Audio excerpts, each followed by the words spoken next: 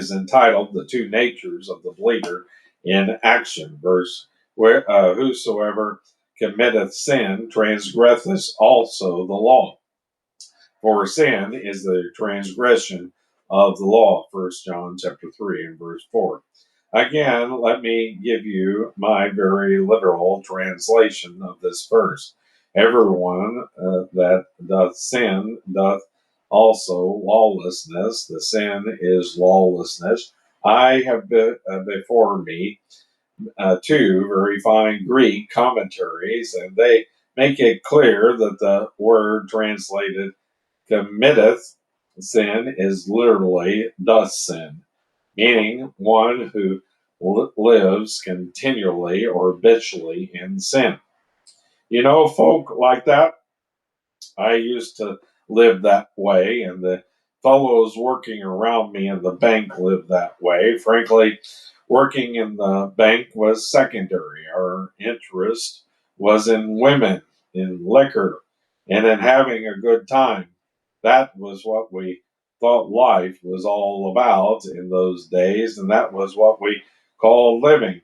We lived in it continually, and we talked about it continually. That is what John means here. Whosoever committeth sin, whosoever goes on committing sin, whosoever simply lives in sin, transgresses also the law. God has made certain laws. God did say, "Thou shalt not commit adultery" in Exodus chapter 20 and verse 14. And he means that today also. Okay, he pens out of ink. There we go. Sorry.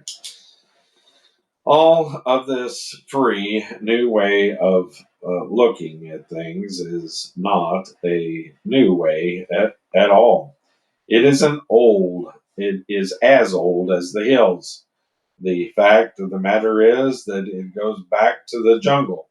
It goes back to paganism. This sin is the transgression of the law. God has put up the law so that we can know that we are sinners, so that we can know what He requires. That is the purpose of the law. The law was never given to save. It was given to reveal to man that he is a sinner.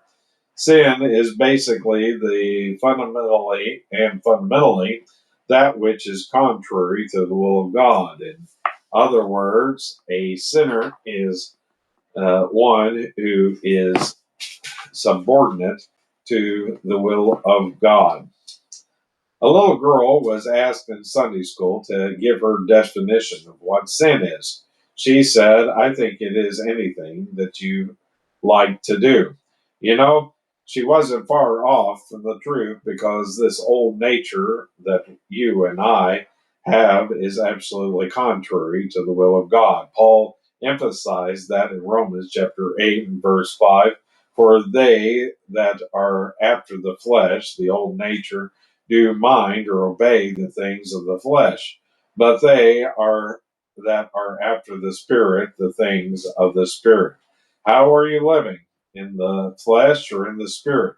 Paul goes on to say, for to be carnally minded is death. Death is separation from God, and that is the thing which John is talking about. You cannot have a fellowship with him and be a carnal Christian.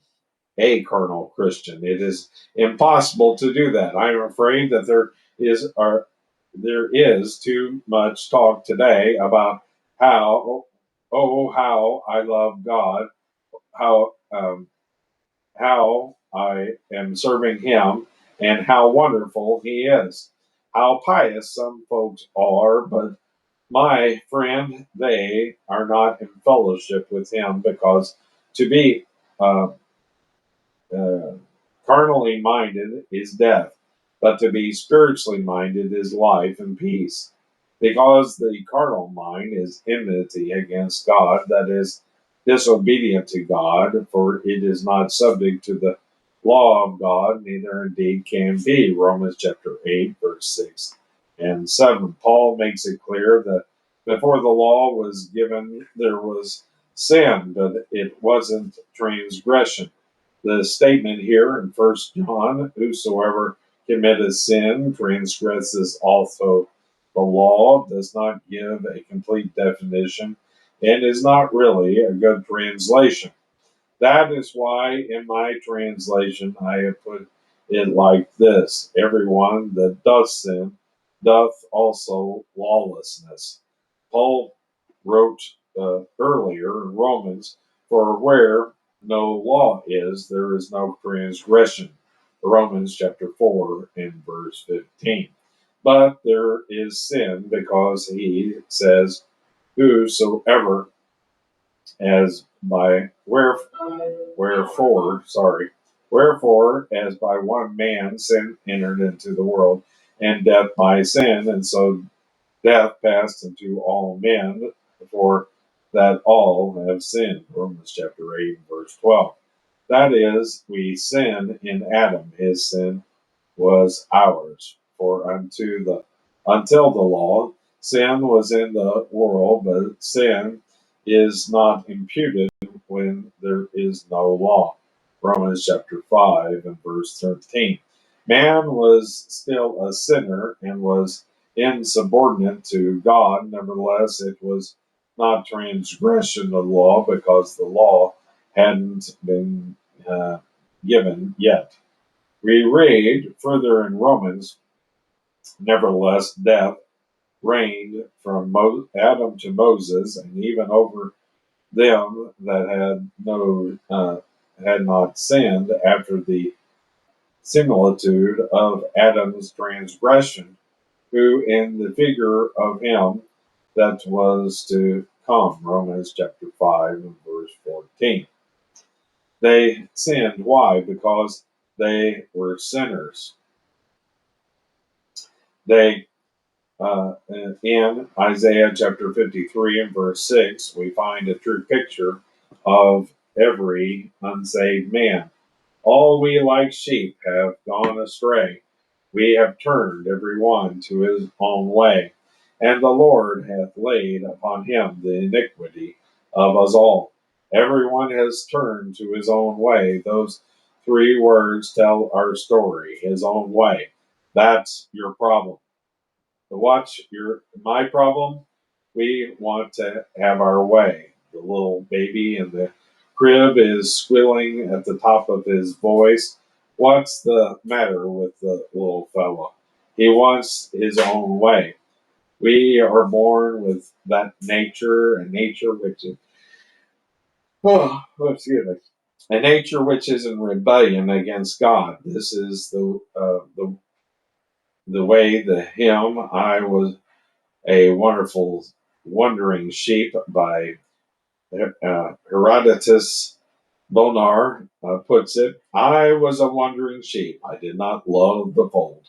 I did not love my shepherd's voice. I would not be controlled. I was a wayward child. I did not love my home. I did not love my father's voice. I loved afar to roam. But the child of God has now come to God, and he has been born again. And that concludes